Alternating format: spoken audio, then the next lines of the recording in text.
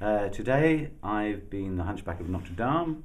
I've retold his story through his eyes in the hope that I can bring a bit of a tear to a couple of eyes. It's a show that's been going for 2 years and it's going to bed now for a little while. So this is its last performance now I think for 3 months.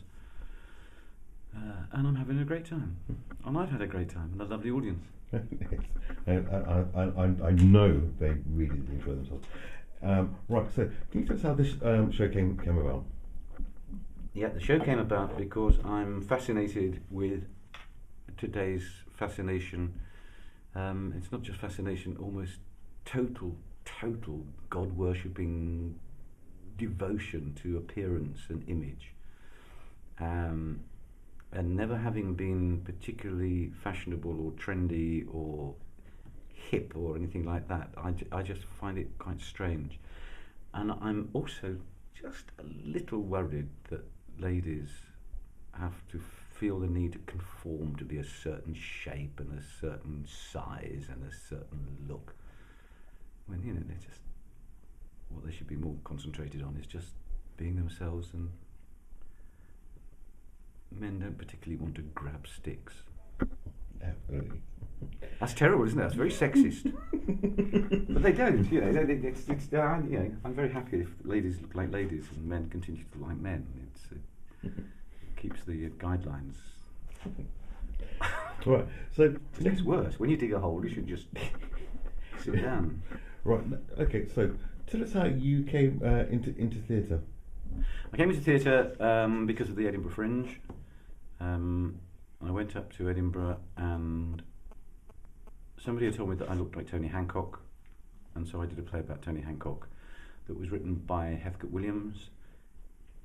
And in all modesty, it was an incredible instant success, and it went up there 3 years running, and I was persuaded that I was the next best thing to since Laurence Olivier, and so I gave up the day job and didn't work for the next 2 years.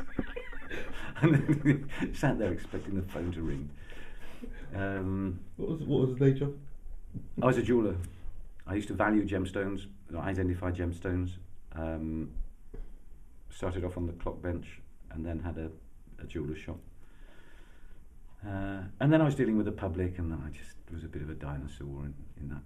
It was getting, I was too old-fashioned for it. And then nobody seemed to want to employ me as an actor.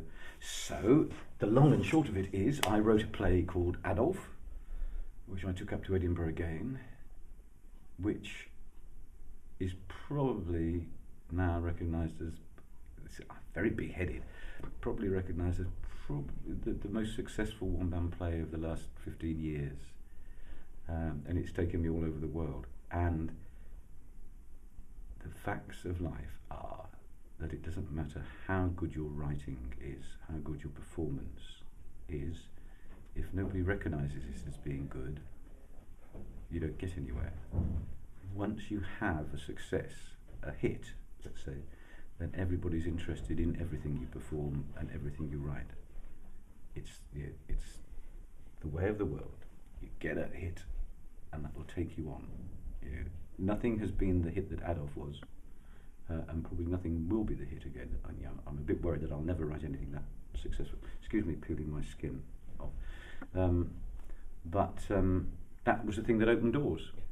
And it's taken me all over the world. And then you do Adolf, and they say, "Oh, what else do you do?" And you say, "Well, next year I'll be doing." So you start writing again, and they invite you back, and that's. So I've ridden that bubble for the last 15, 16 years. And it's fantastic. And why have you chosen to write for yourself? I've chosen to write for myself because I like the fact that, in a way, it's never finished. I can keep changing it as I go along. It doesn't matter how many years I've been performing Adolf, 15, 16 years, I'm still altering the script. Whereas if you're doing somebody else's script, you have to learn you have to stick to their script quite rightly because it's their words. Practically, I don't have to pay anybody any royalties, of course. And also, I now think that I'm beginning to learn the shape of a one-man play, and I think that's quite important. And so, and also, people don't write one-man shows very often. And who would, I mean, just with the parts that I've played, I'm an unknown actor, and I've played Adolf Hitler, Charlie Chaplin, Hunchback of Notre Dame, Francis Bacon, the painter. I'm touring at the moment playing Charles Dickens. I've just done a 6-week tour in the Netherlands playing Winston Churchill. Nobody is going to come up to an unknown actor and say, please can I write a play for you and will you play Winston Churchill?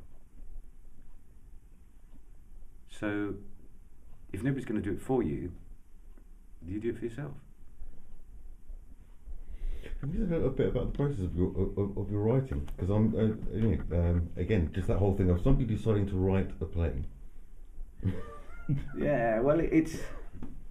Not everybody's a writer. No. And I'm still to convince myself that I am, really, to be honest. It starts with an idea.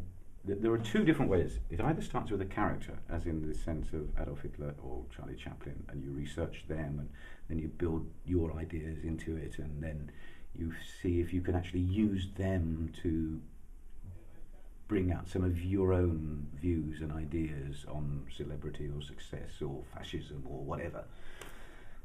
But of course you get through a lot of research and you suddenly you lose interest. I mean, I spent 2 years researching Ernest Hemingway and then decided he was the most boring person that I'd ever thought of playing. And that was all wasted. And yet other times, Francis Bacon, I sat down and decided to research Francis Bacon, and 6 months later it was up and running, and it's my favourite play. So you either start with a character or you start with an idea and see how you can get that idea over.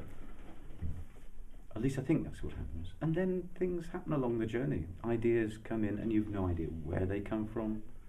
You've no idea how you just don't know how you thought of it, why you thought of it. For example, I've just done this tour of Churchill. We got to the opening night in Holland, and I suddenly thought, actually, we could do it very differently. And we sat down for 3 hours with the producer in the theatre and the technicians in the theatre, and in 3 hours' time, we completely, between us all, it wasn't just me, we rewrote the show and rewrote the directions and rewrote the production completely. I have no idea where the ideas came from. God, if I could find out where they come from, we'd all be worth a fortune. But I still don't really think of myself as a writer. Not yet. If I ever write a book, I'll think of myself as a writer. So your gifts have taken you all over the place. Tell us about, you've been to India. Yep. So how did that come about, and what was the tour? British Council tour. They saw Adolf, and they wanted Adolf in India, and we did 8 cities. Big tour, 6 weeks. An